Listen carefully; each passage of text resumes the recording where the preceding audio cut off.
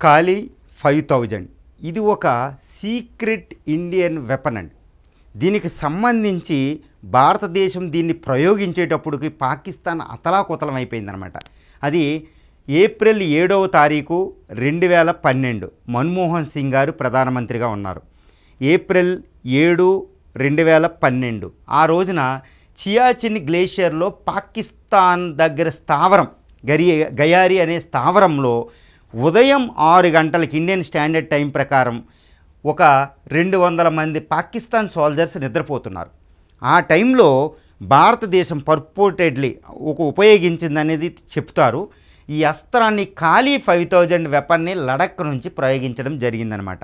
ఈ జరిగేటప్పటికి 140 మంది పాకిస్తానీ సోల్జర్స్ ఈ హిమపాతంలో పడి చనిపోవడం జరిగింది. 21 మీటర్ల లోతైన హిమం వచ్చి వాళ్ళ మీద కప్పేసిందనమాట. ఇది ఈ అస్త్రాన్ని ప్రయోగించింది భారతదేశం. ప్రపంచమంతా ఆశ్చర్యపోయింది. దిగ్భ్రాంతికరంగా